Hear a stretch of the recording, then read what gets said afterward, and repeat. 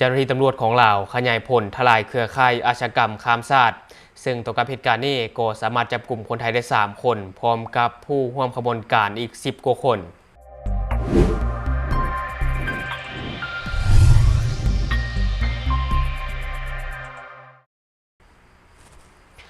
สวัสดีท่านผู้ชมยินดีต้อนรับเข้าสู่รายการ Talk the New และองค์ที่ข้าพเจ้าอยากจะนำเสนอในมื้อนี้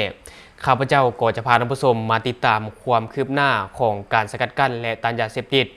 ที่ว่าเจ้าหน้าที่ตำรวจของเราสามารถทลายเครือข่ายอาชญากรรมข้ามชาติหลายใหญ่ในพื้นที่นครหลวงเวียงจันทร์และแขวงเวียงจันทร์ซึ่งว่าต่อกับเหตุการณ์นี้ก็อย่างที่เราได้กล่าวไปข้างต้นกลุ่มแก๊งรายใหญ่นี่ก็คือว่ามีคนลาว10 คนแล้วก็มีคนไทย3 คนนะท่านผู้ชมก่อนที่เราจะไปโอลมกันในหัวข้ออื่นๆเดี๋ยวข้าพเจ้าจะพาท่านผู้ชมไปเบิ่งเนื้อในข่าวที่ว่าข้าพเจ้าเดี๋ยวมาจากเพจความสงบที่ว่าเขาจะได้ลงเอาไว้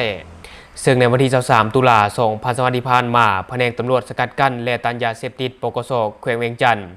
ได้ลงมางเป้าหมายคดีค้าขายใบกระท่อมอยู่บ้านโพนสวัสดิ์เหนือเมืองโพนโฮงแขวงเวียงจันทร์ซึ่งว่าต่อกับเหตุการณ์นี้สามารถกักตัวผู้ถูกหาได้1 คนซื้อเท้าธนงใส่พร้อมด้วยของกลางจำนวนหนึ่งและต่อมาเจ้าหน้าที่ก็ได้ทำการสืบสวนสอบสวนขยายผลตกมหอดในวันที่14ตุลาคม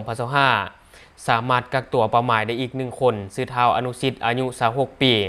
อาชีพกรรมกรอยู่บ้านโพนสวัสดิ์เหนือเมืองสีโคตะบองนครหลวงเวียงจันทร์พร้อมด้วยของกลางใบกระท่อมน้ำหนัก 29.5 กิโลกรัมน้ำยาดีไอจำนวน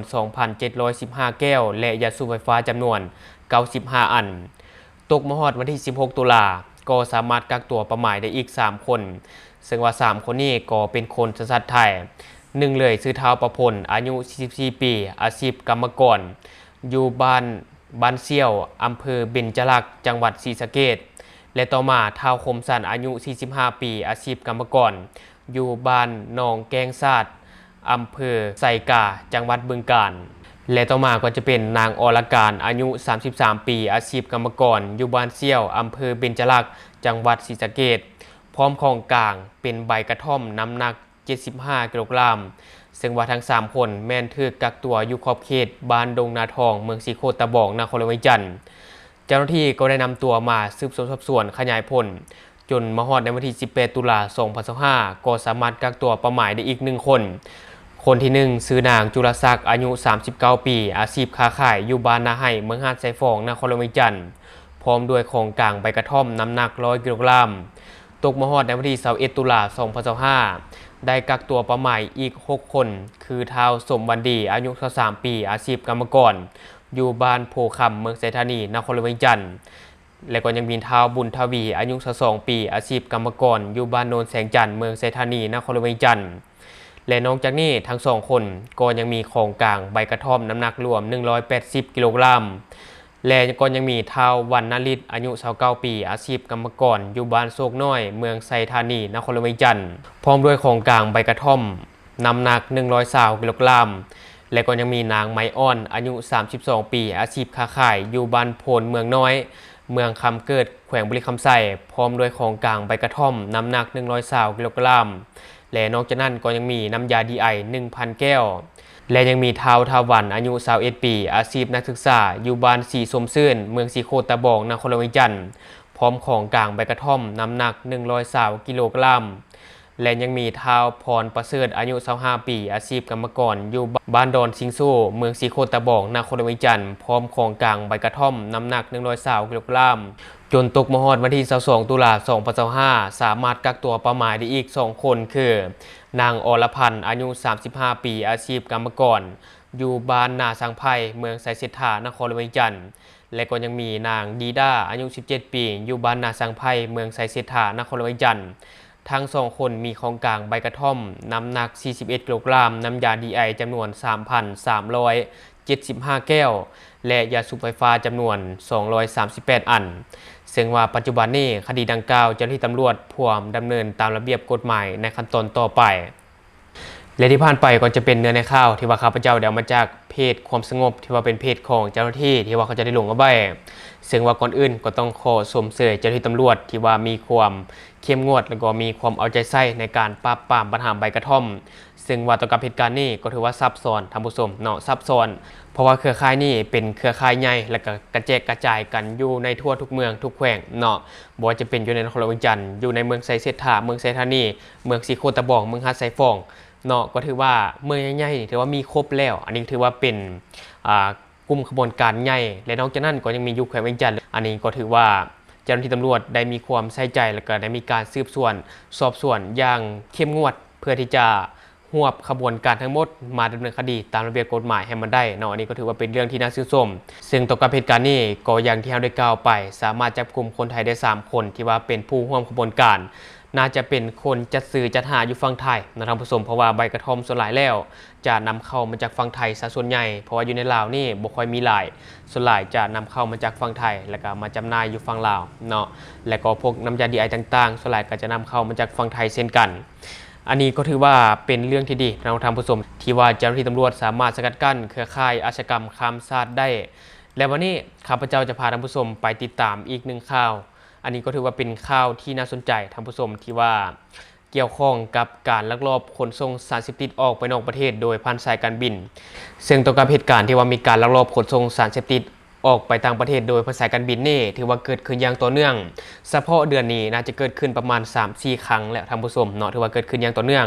แต่ว่าแต่ละครั้งเจ้าหน้าที่ตำรวจของเราก็สามารถสกัดเอาไว้ได้ว่าจะเป็นภาคส่วนเอ็กซเรย์หรือว่าเจ้าหน้าที่ภาษีต่างๆก็สามารถสกัดเอาไว้ได้อันนี้ก็ถือว่าเป็นเรื่องที่น่าชื่นชมแต่บัดนี้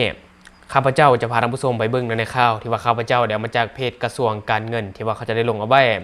ก็คือว่าภาษียึดเฮโรอีน8 กิโลกรัมอยู่สนามบินสากลวัดไต่ซึ่งในวันที่27 ตุลาคม 2025 ที่ผ่านมาในเวลา 11:30 นาทีเจ้าหน้าที่ภาษีแผนกสืบสวนสอบสวนและปราบปรามการค้าขายเถื่อนได้สมทบกับเจ้าหน้าที่ภาษีประจำด้านภาษีสากลสนามบินวัดไต่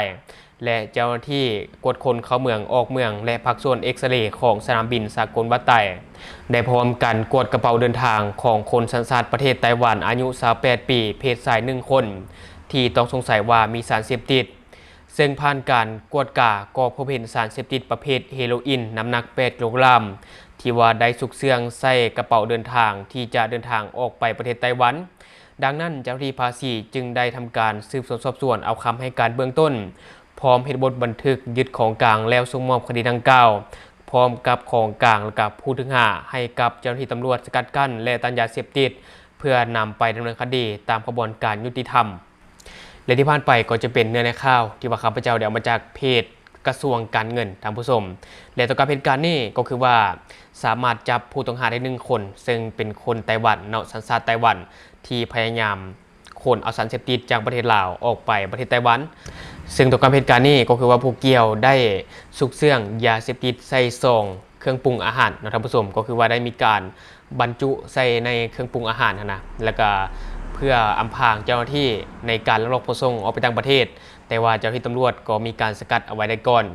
ซึ่งในช่วงนี้มันก็จะปรากฏให้เห็นเรื่อยๆเกี่ยวกับคนต่างชาติที่พยายามลักลอบขนส่งสารเสพติดออกไปต่างประเทศโดยเฉพาะก็แม่นคนที่มีอายุนิดนึงหรือว่าคนที่เข้ามาท่องเที่ยว